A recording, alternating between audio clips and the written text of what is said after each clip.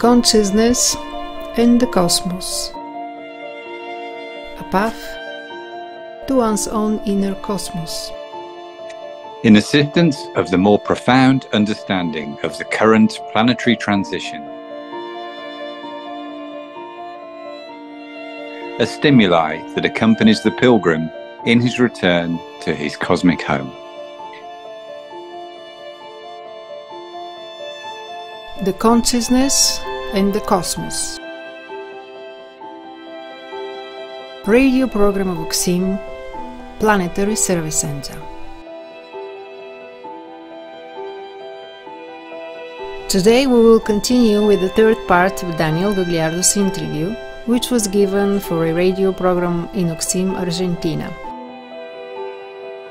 Does the planetary transition have a cycle? Earlier Daniel spoke of Jesus, and somehow Jesus' presence has to do with the closing of this planetary cycle, isn't it? And what represents for those of us who are incarnated today?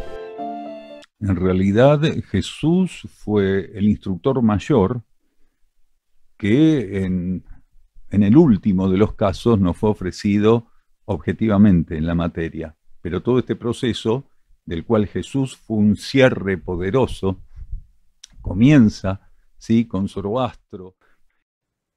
In reality, Jesus was the greatest instructor, who, in the last of all cases, was offered to us objectively in the matter. But this whole process of which Jesus was a powerful closure begins with consciousness, like Zoroaster, Krishna, Buddha, Jesus, and Apollonius of Tyana, that is, the great instructors of the last 4,500 years, who were actually doing the same task. Because 2,000 years is nothing, 4,500 years of a planet's evolution is also nothing for cosmic evolution. So we should extend recognition to those teachers who, being tools of Christian energy, were gradually dosing energies which were the ones that could put the transition in conditions of being. The transition had to be initiated a few years in advance because the pressure we had generated in the psychic layer was so great. So instead of 2012, as it was calculated based on adaptation of the Gregorian calendar to the Mayan calendar, it began in 1988 and not in 2012.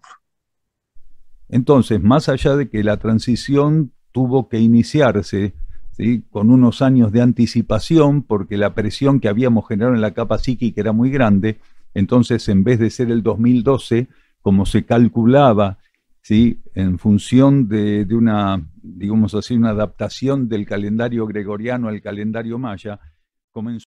At that time, all the efforts made by those instructors could have been utilized effectively.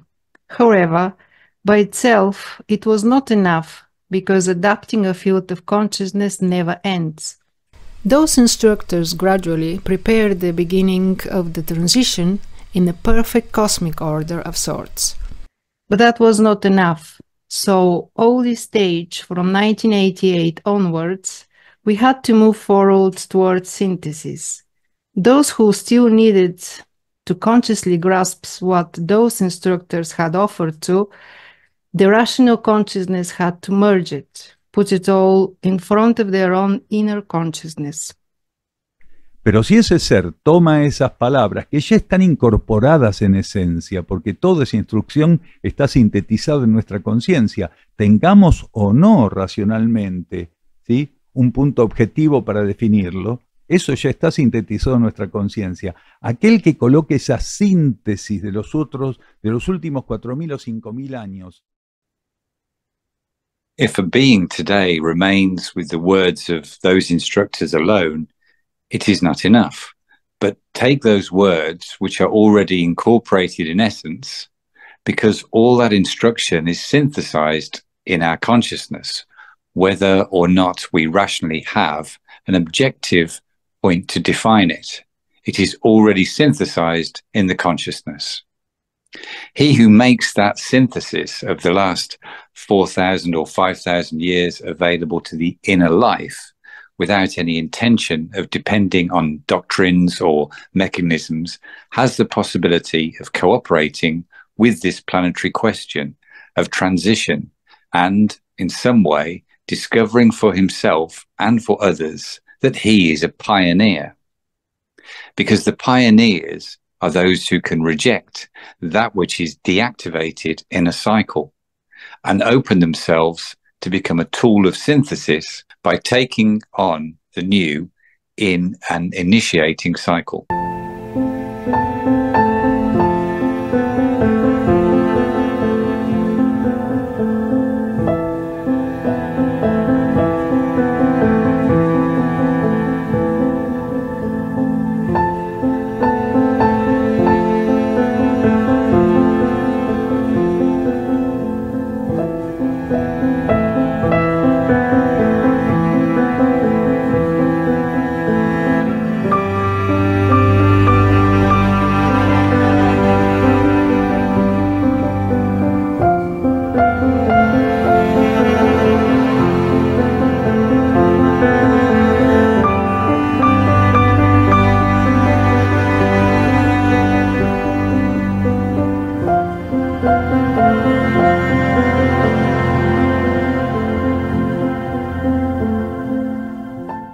And speaking of cooperation, how can we in this planetary transition cooperate on the issue of food?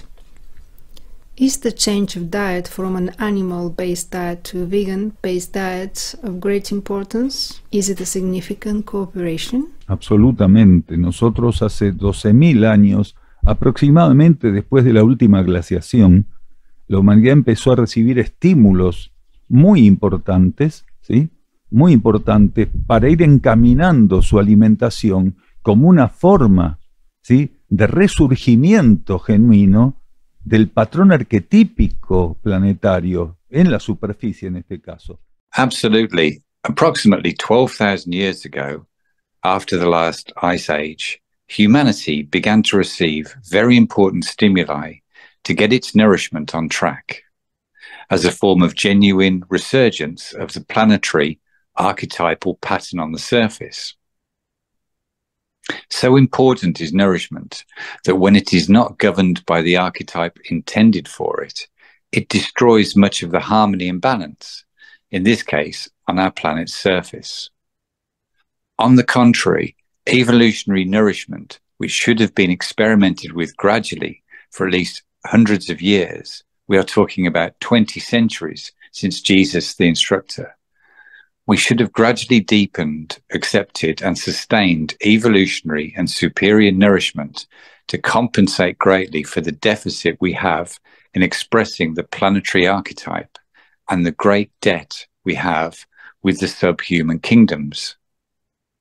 In this case, primarily with the animals whom we massacred, whom we destroyed genetically, whom we destroyed all access to experiences that could not be realized, because the human being became their executioner and not the representative of divine cosmic life for these animals. As a planetary service center, the energy brought about actions to open an animal rescue center called Sierra del Cielo to recuperate that. How can it be seen from the internal point of view? What was the ceremony? How was that activated? And to what extent can it be further developed with the framework of this planetary action? Aunque pueda parecer, digamos, de un valor relativo, que una minoría, una pequeña minoría, pueda rescatar vínculos arquetípicos, en este caso incluyendo la alimentación, incluyendo el rescate de animales, ¿sí? Eso, en términos kármicos, es un campo de resonancia muy amplio, muy profundo. No es lo mismo para un campo kármico que se está por desactivar, que el conjunto de un modo más o menos homogéneo. Although it may seem of relative value that a small minority can rescue archetypal relationships, in this case including food, including the rescue of animals, that in karmic terms is a very wide very profound field of resonance. It is not the same for a karmic field that is about to be deactivated, that the whole, in a more or less homogeneous way, circulates in a direction contrary to necessity, circulates in a direction contrary to what is right. That even in that karmic field, a minority group is seeking to sustain and actualize the archetypal relationship with the subhuman kingdoms. We stress that the archetype of the planet does not include, nor will it ever include, that we serve ourselves to animals selfishly, violating them, making them lose their lives for 10 minutes of primitive, instinctive taste on a plate. How can we come together to enjoy a meal when that which is on our plate suffered immensely for us to say that we are enjoying a meal so that we can confirm that it is feeding us?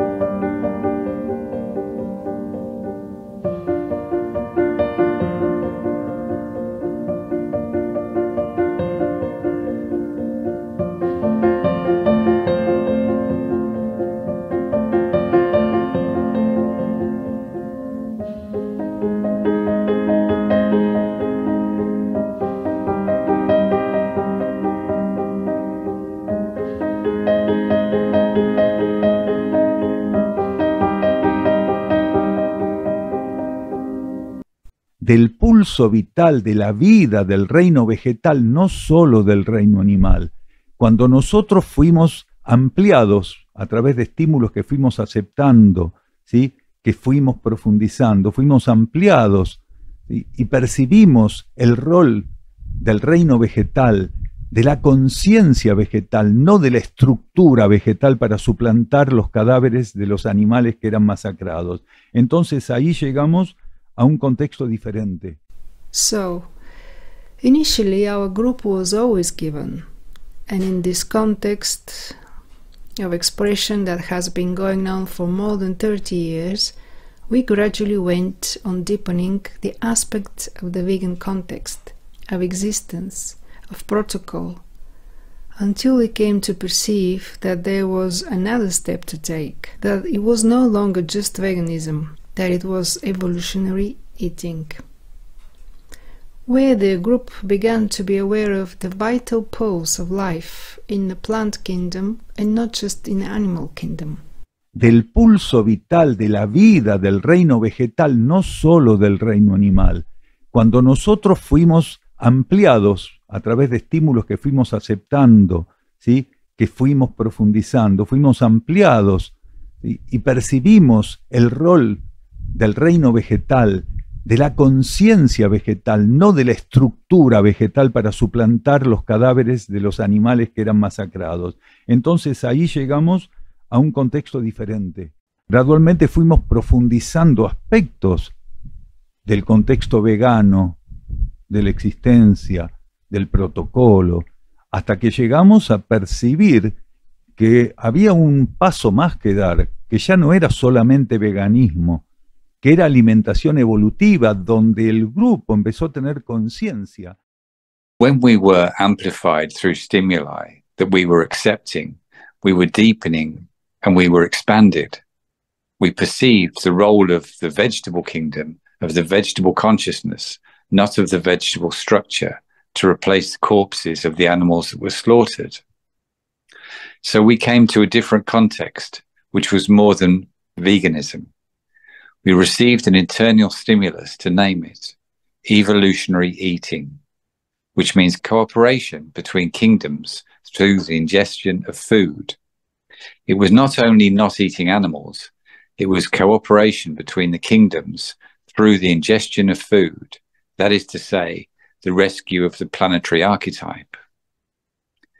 Because when the relationship between the kingdoms is affected, is broken, gradually that, consciously or not, is going to affect all the planetary life as it affects it. Why is the Amazon being destroyed? Because the great forests, the great jungles all over the planet, precisely in one way or another, for monocultures that are going to be used to feed millions of animals. All those monocultures are fed to animals that, depending on what species they belong to, are going to be killed in a couple of weeks, a few months, or a year. So the archetypal distribution has a tremendous impact. Today, agrochemical pollution is precisely a karmic return for deviating from our nutrition and breaking the archetype from that. How long has humanity been stimulated to break this habit? Is all humanity ready to be vegan or vegetarian? Some people say they need to eat meat. It gives them extra energy. Is that right? Es correcto desde un punto de vista, pero no es correcto desde otro punto de vista. Y ambos puntos de vista son complementarios, sobre todo porque en el planeta Tierra los seres forman parte de una humanidad heterogénea, ¿sí? Muy heterogénea. Y el tema de que no puedo estar sin comer carne tiene que ver también muchísimo hacia dónde el ser, ¿sí?, orienta la actividad de su conciencia psíquica. It is correct from one point of view, but is not correct from another, and both points of view are complementary. This is mainly because on planet Earth, beings are part of a heterogeneous, very heterogeneous humanity. And the issue that I cannot go without eating meat also has a lot to do with where the being orients the activity of his psychic consciousness. There will be nutritional tendencies depending on the tendencies of a being's psychic consciousness. So if a being cannot raise the orientation of his thoughts and feelings, it is possible that he needs nourishment analogous to the instability or disharmony or imbalance of his own thoughts and feelings. So it is not strange to that person who could not raise his thoughts or feelings to recognize, confirm altruistic goals, universal solidarity, higher purposes as a drain on energy, and practically compensates for this with the fact that he needs meat in order not to feel weak, not to be ill. The being is a totality. What happens in the context of the personality is totally related. For a being to be able to open himself to a sufficiently dynamic and effective transition in his nutrition, he needs his thoughts and feelings to open the way to the nutritional change. It is very uncommon that a being, without opening the path in his consciousness towards the superior, can make a nutritional change. If he does, it will surely be transitory. ¿Sí? Pero por moda, porque hay muchas personas que siguen regímenes vegetarianos o lacto-vegetarianos o aún más, o sea, más elevado, ¿sí?, como es el veganismo, simplemente por moda. Y por moda es que gran parte de esas personas lo que está buscando es que una hamburguesa vegana. He will do it to have better skin, for digestion, not to accumulate fat, to not have spots, for whatever, or for fashion, because there are many people who follow vegetarian or lacto-ovo-vegetarian diets, and even higher, as in veganism, simply for fashion. Many people who follow a vegan diet expect the taste of vegan food to be similar to non-vegan food. For instance, they want a vegan burger to taste like a beef burger and a particular grain to taste like ground beef. They also want the alternatives that taste like chicken.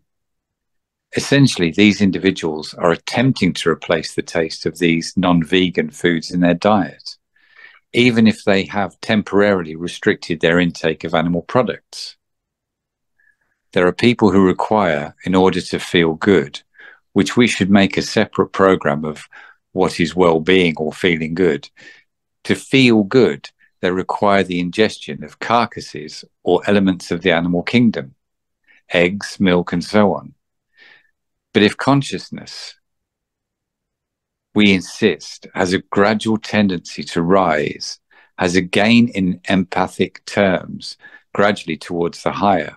It is possible that in that context, as it draws its full potential into the observation of something higher, food becomes part of those issues.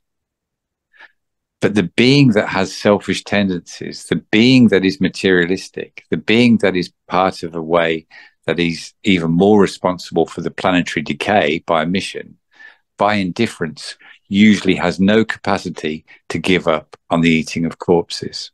We also talked about Jesus, and we should demystify the figure of Jesus a little bit in terms of the fact that he was not a vegan, that he multiplied fish, wine, and so on.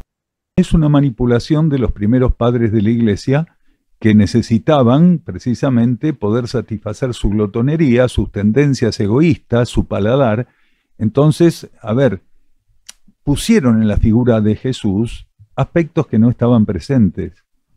No tenía hábitos carniceros Jesús. Sócrates, estamos hablando de un personaje que vivió 500 años antes que Jesús. The early church fathers manipulated the teachings to justify their gluttony, selfish tendencies. So they put in the figure of Jesus aspects that were not present. Jesus did not have butchering habits. Socrates, we are talking about a character who lived 500 years before Jesus in Greece. Socrates, we insist, was not even a teacher of the stature of Jesus, but a vegetarian. A being to open the way and implant new energies. He does not go for more of the same. Socrates, in spite of being a person of a very large size, very bulky, very robust, looked like a faun. Those mythological characters, half man, half goat. Socrates was a vegetarian, and he was not the only one in antiquity who was a vegetarian. Why were they vegetarians? Beyond a principle of solidarity and altruism towards the animal kingdom, they knew that they had to safeguard their vibrational pattern. What corpses do, with or without people's adherence to this definition, is transform us into walking graveyards or walking morgues when we eat them.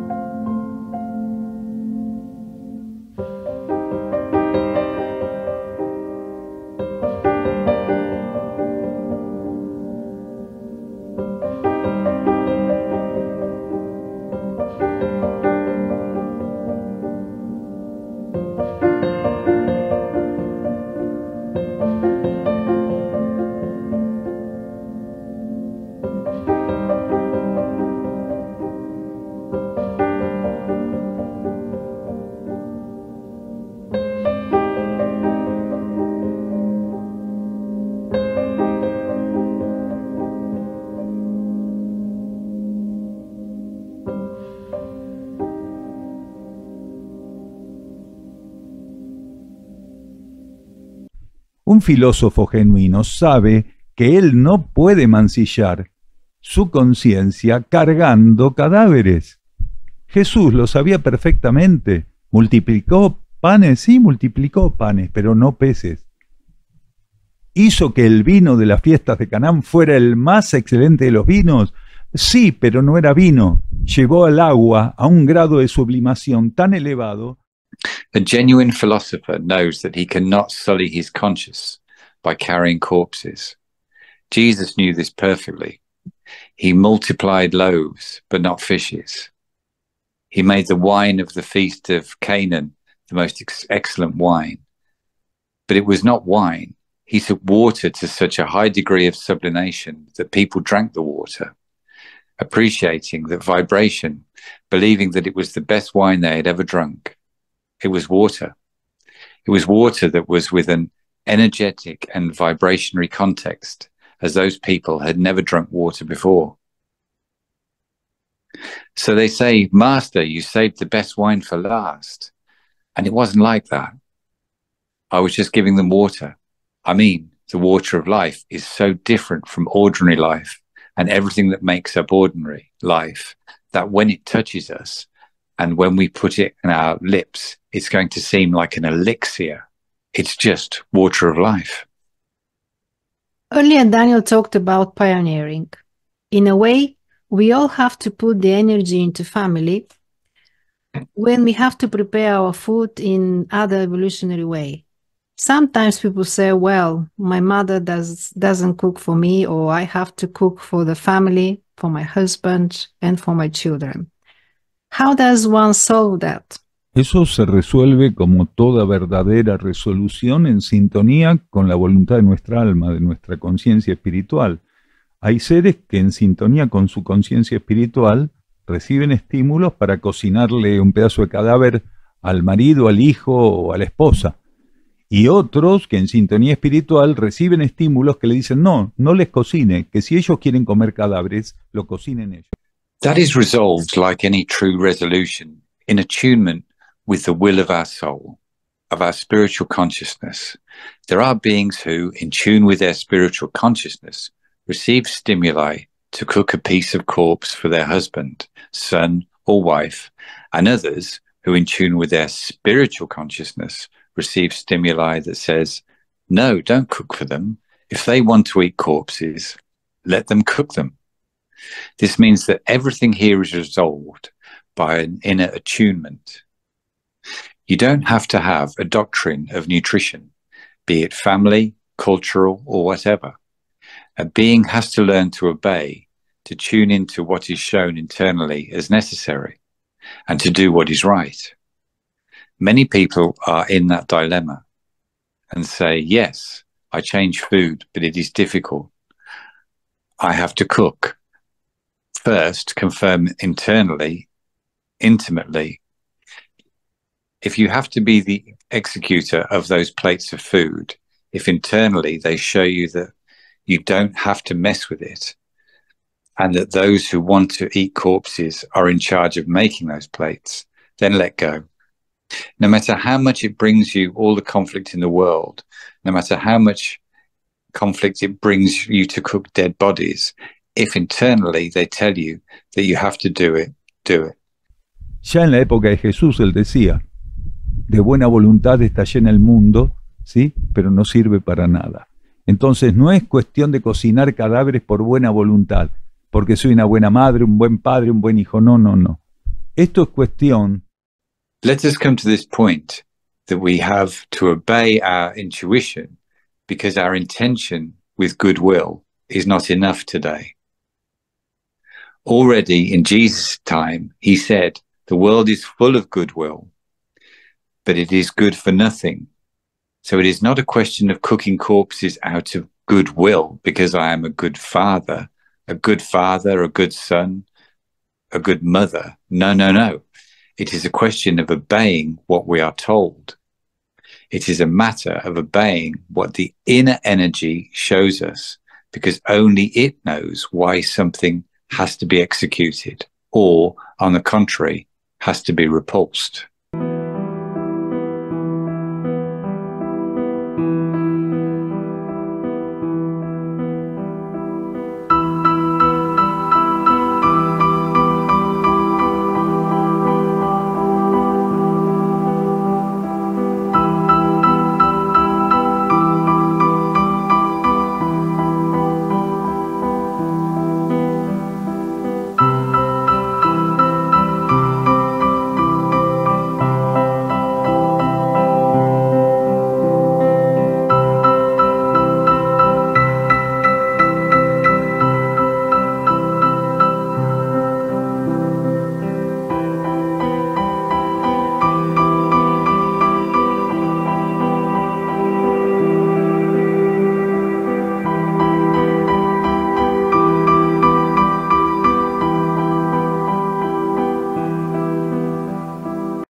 Without expectation of the family pioneer, sometimes the family, after observing the reality, grasping what the pioneer is trying to put in place.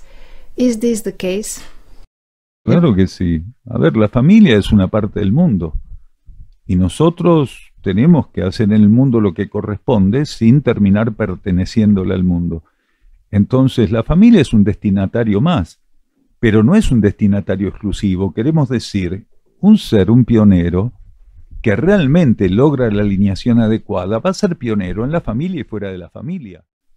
The family is part of the world, and we have to do the right thing for the world without ending up belonging to the world. That is, the family is another recipient, but it is not an exclusive recipient.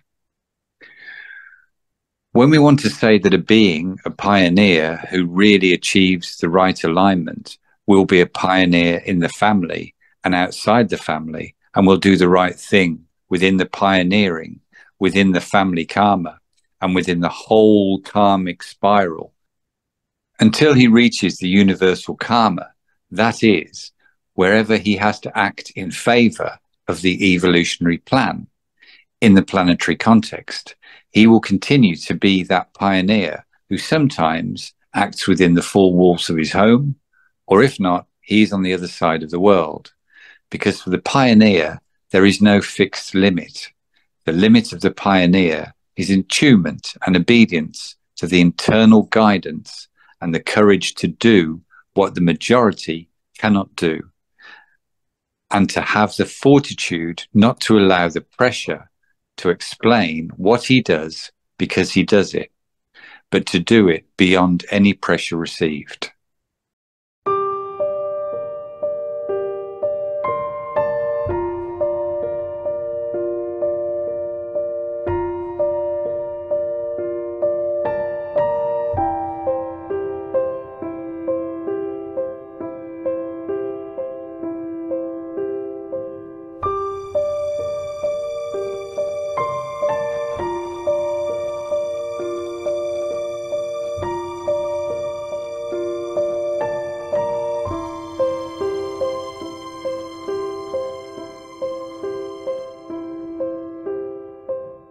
Within the framework, life offers us moment by moment, not only in our waking lives, but also in our dreams. How important is it for this situation, in this moment, to be attentive in dreams, in dream life? Can Daniel deepen on that? Seguro, a medida que se fue complicando la situación planetaria, que la congestión y la densificación del patrón tridimensional y kármico del planeta avanzaron, la energía de instrucción fue fortaleciendo otros aspectos, otras vías que ya existían, pero las fue utilizando de un modo diferente, más intenso, con otra cualidad. Y eso es el mundo onírico. Ese es el nivel de los sueños. Sure, as the planetary situation becomes more complicated, as the congestion and the densification of the tridimensional and karmic pattern of the planet progressed, the energy of instruction strengthened other aspects, other ways that already existed. But it was using them in a different, more intensive way, with a different quality. And that is the dream world. That is the level of dreams. The vigil was the tridimensionally accepted field for learning, instruction, cultivation, and trials. But without knowing it, we are permanently exempted or undervalued. We do not give proper value to the relation of consciousness to the dream context, or the relation of consciousness to reality. Dream life is as accurate as waking life. We just gave it a demerit. We do not allow ourselves to understand, to appreciate, not because we were not stimulated to perceive it, but because we tend to the concrete, which we often define as weighing, measuring, and counting. Therefore, dreams cannot be weighed, measured, and counted. If anything, they can be counted as narrative, nothing more. Gradually, from this identification, which coincides with the beginning of the planetary transition, when the masculine polarity is exhausted, in 1988. The reinforcement of instruction, the enlargement of activity of the hierarchy, and one's own inner consciousness to bring us gradually to experiences of learning, of testing, of enlargement on the dream level. That is, in dreams, increased and continues to increase and will increase further.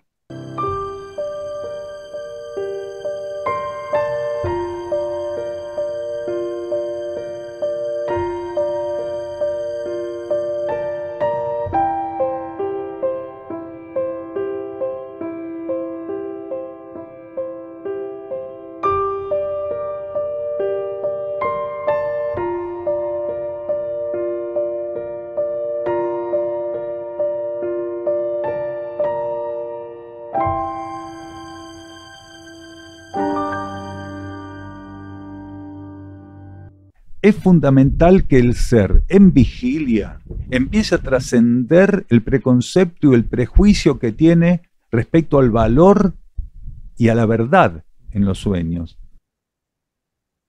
There are beings who, when they reach a sufficient degree of receptivity, become trained in volumes, in immense voltages in dreams. It is essential that the waking being begins to transcend the preconception and the prejudice that they have about the value and the truth in dreams. They must learn to understand that truth manifests in dreams as well as in waking life. The being who breaks through those preconceptions and prejudices and learns with the flexibility to accept the truth when it presents itself in waking or on the dream level in dreams, that being is, in an integral way, beginning to be a channel of fluidity of instruction. Porque ya no desperdicia uno de los polos de la instrucción. Entonces, grandes procesos de prueba, de aprendizaje, de aplicación de lo aprendido se dan los sueños. Por eso más de una vez decimos a las personas que no tomen a la ligera el momento de estar. Because it no longer wastes one of the poles of learning. In dreams, extraordinary process of testing, learning, and applying what has been learned occur. That is why, more than once, we tell people not to take lightly the moment when they are living the dream and say, oh, it's a dream, thank goodness. No, take it seriously. When you are consciously facing a test in a dream, take seriously the responsibility to develop and solve that test in the highest way possible. If that same test were put on you in wakefulness, possibly the test would crush you because of the conditions of wakefulness are very rigid and forceful. So the inner consciousness takes you to a spiritual dream. This inner cosmic evolutionary dream generates conditions under other aspects of forcefulness because the dream substance is much more flexible and plastic than the waking substance.